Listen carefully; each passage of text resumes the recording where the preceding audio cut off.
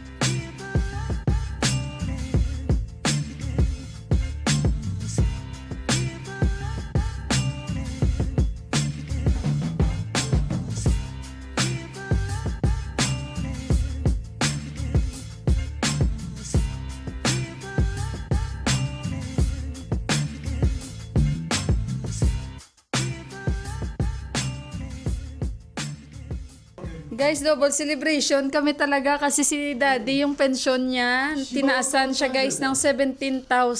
Monthly, naging 37,000 na yung ano ni Daddy pensyon. Tingnan nyo guys, grabe kain ni Daddy. Sana hindi yan magreklamo mamaya. Siya naiwan dyan, no? May pizza pa kami guys, pero manok masarap. Masarap yung manok nila. Yan pa yung natira, oh. We'll save this one for later and this also. Galing, diba? Tinaasan. Ayun guys, yung iba malalaki. Mayroong 90,000. Mayroong 84,000. Si Daddy, 37,646 monthly ang kanyang matatanggap na. Mayroong 62,000, 48,000. Yung iba, 27. Diba? At least na-increase si Buwa. Ilan sila? Buti may nakuha si Buwa. Pinadala sa kanya siguro. Galing naman. Congrats kay Daddy, oy. Pull, Daddy! Pull! Pull! Kanina ako pa siya nahanap kasi guys. Kasi, syempre, di ba, kain din. Guys, thank you again for Prakash Day. And of course, congratulations kay Johan. And congratulations kay Daddy, guys. Sa kanilang dalawa. Double celebration. Unplanned double celebration. Tsaka yung ano ng brother-in-law ko, kinausap niya. Correct naman yung brother-in-law ko, guys. Why they have to take the money? They should first confirm the items, di ba? You will get the money without the items, di ba? Busog na daw. The next day.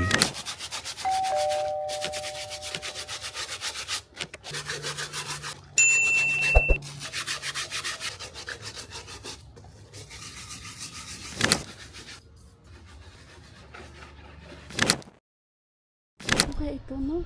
Natakot ako pag may ganito siyang nagalaw. Ano siguro ito sa higad or ano sa uod. Nakikita nyo ba? Yan siya, oh. Diyos ko, yan yung nakita ko sa yoga mat ko.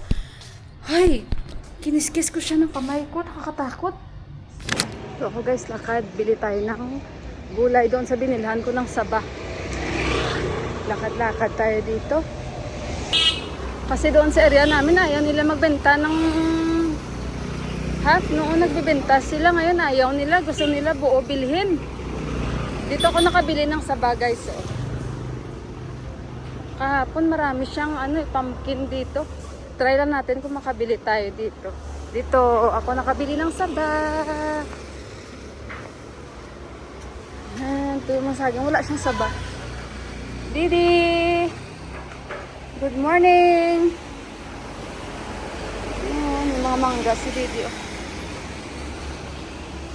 Papaya. Baka nagluluto si Didi. Didi! Didi! Ito mukhang maganda. Didi! Nagluluto ata. Saan na si Didi? Didi! Nagluluto ata si Didi. Didi! Saan na si Didi? Wala siya dito. Didi! Ito may long beans. May bibili din ata. Dito na ako bibili ng long beans. Daju! Daju. Daju China. Ayan.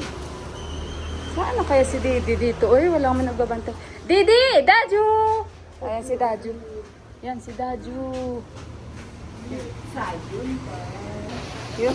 Yun. Okay. Ay. Kati? 95 din yun? 95. Kilo kati? Ay, and you? 95. Okay guys, nakabili ako, 'di ba? Kasi doon ibebenta nila sa akin buo talaga. So yan, may bago tayong binibilhan diyan. Wala si Didi, kumakain daw. So ayun guys, uwi na tayo. Ay, bili pala ako konting boneless lang i-mix ko dito guys. Kasi ilagay ko yung gulay natin sa gata. Try natin kung magustuhan nila ni Daddy, ni Deepak at saka ni Johan. Okay guys, nakabili ako manok 260. Lutuin ko sa air fryer. Tapos, alam nyo yon, meron kami linutik na kalabasa sa Ilonggo. Dahil may malunggay po ako. Iba na lang pala yung lulutuin ko. Linutik na lang ng kalabasa na may gata ako doon. Tsaka lagyan ko malunggay. And ito yung string beans. So, ayun, magluto tayo guys. Hindi ako nagiging successful sa luto na ito. Kasi nag-try ako one time.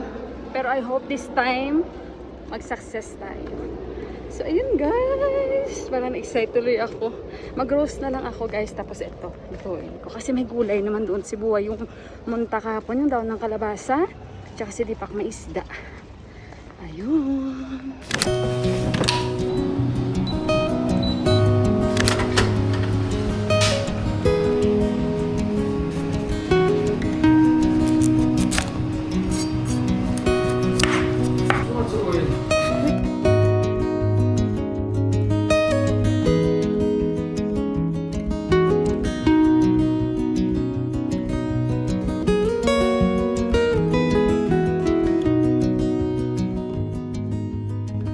Okay guys, so hinaan ko lang yung apoy, yung kalahati na kalabasa.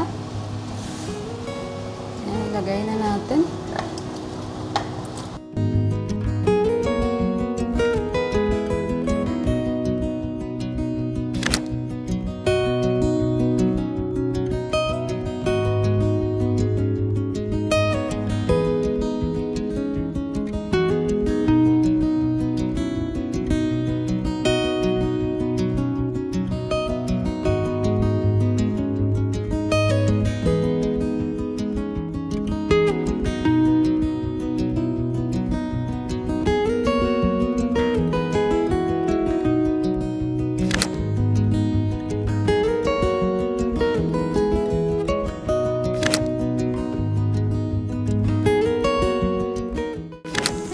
Na-prepare ko na pala 1.5 cup na tubig natin sa isang packet. Sinunod ko lang yung ano dito, yung sabi dito sa likod. Yan. So, luto na tayo guys.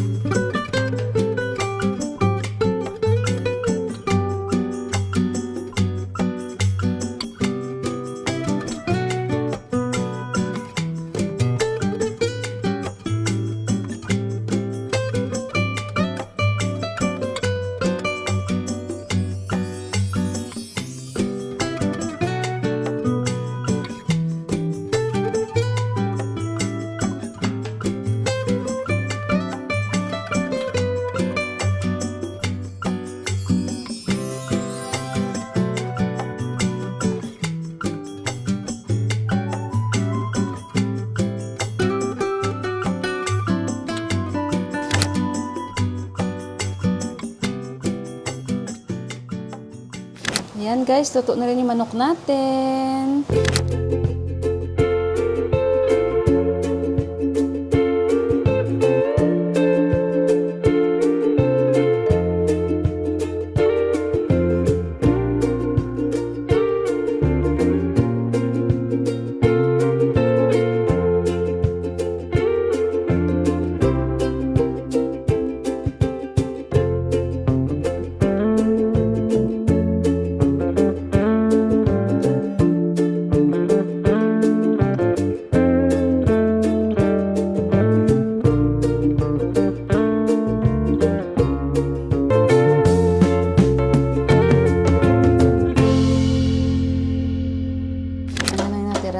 At mamaya, ako ang titira nito. Ayan. Ayun guys, sobrang happy ako. Okay guys, tapos na kami kumain. Nagsasampay si Deepak ng mga damit namin. Ayan siya, nagsasampay siya guys.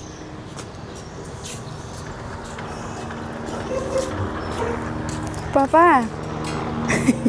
Nakangiti na naman siya agad.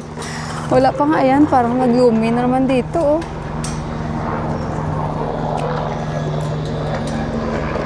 Hi, how are you? Sapatos na yun. Konti na lang. Ay, tuyo na siya. Kasi pag late ko na to nilabahan, ako po, hindi na to matutuyo. Dahil uulan, tuwing hapon na ulan. Tipak, kulitin natin si Tipak. Hindi na, seryoso. Ayan, naglumi-glumi. Binigyan ko si Buwan ng leche. Si Buwan nakain na rin ng leche. Dahil malamig. Yan. Yung battery ko 1% na lang. Okay guys, baba tayo. Maya na ako maligo. Pahinga-hinga muna tayo guys. Mag-fruits tayo. Okay guys, ito na yung leche natin. Si Buwan din nakain din siya sa terrace. Doon sa second floor. Ito na naman tayo. Leche-leche. Alay. Sabi ni Deepak, don't drop anything, pero tumalsik naman yung juice ng lychee. Wala pang 12:30, maghanap kami ng niyog. Kainin natin guys, ang sarap talaga guys ng kutsinta ko guys. Ito yung perfect na kutsinta para sa akin. Yung nga okay lang, pero yung pangalawa, the best.